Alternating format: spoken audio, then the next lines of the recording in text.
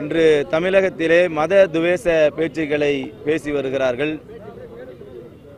குறிப்பாக முதிர்ச்சி பெற்ற அரசியல் தலைவர்களை பொறுத்தளவு சமூக பொறுப்புணர்வோடு சமூகத்தில் பிரயோகப்படுத்தக்கூடிய வார்த்தைகள் நல்லிணக்கத்தை ஏற்படுத்தக்கூடிய விதமாக அமைய வேண்டும். குறிப்பாக பாரதிய ஜனதா கட்சியினுடைய தலைவர்கள் அவர்களுடைய வார்த்தை பிரயோகம் மத துவேஷத்தை ஏற்படுத்தக்கூடிய விதத்திலே இருந்து கொண்டிருக்கின்றது. பெண்கள் பர்தா அணிவதற்கு தடை விதிக்க வேண்டும்.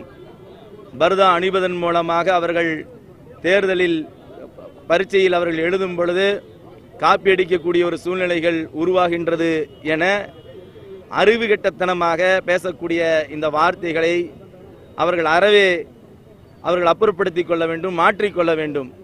அதே போன்று தொலைக்காட்சிகளில் பேசக்கூடிய நேரத்திலே பாபர் மஸ்ஜிதை நாங்கள் தான் இடித்தோம் என எல்லா மக்களும் பார்த்து கொண்டிருக்கும் பொழுது சொல்லக்கூடிய வார்த்தைகள் அவர்களுக்கு எதிராக காவல்துறை நடவடிக்கை எடுக்க வேண்டும் என வலியுறுத்திய போதும் கூட இன்று வரை நடவடிக்கை எடுக்கப்படவில்லை. இப்படி பல்வேறு வார்த்தைகளை அரசியல்வாதிகள், குறிப்பாக பாஜகவில் இருக்கக்கூடியவர்கள், சங் பரிவாரர்கள் பயன்படுத்தி கொண்டிருக்கின்றார்கள்.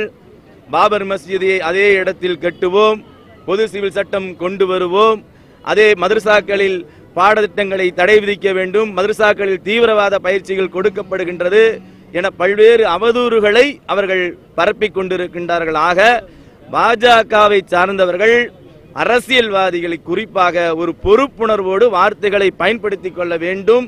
உடனடியாக தமிழக அரசு தலையிட்டு தமிழகத்தை ஒரு அமைதியான சூழலில் கொண்டு வர வேண்டும். இதை போன்று வார்த்தைகளை பயன்படுத்துவர்கள் மீது கடுமையான நடவடிக்கை எடுக்க வேண்டும்.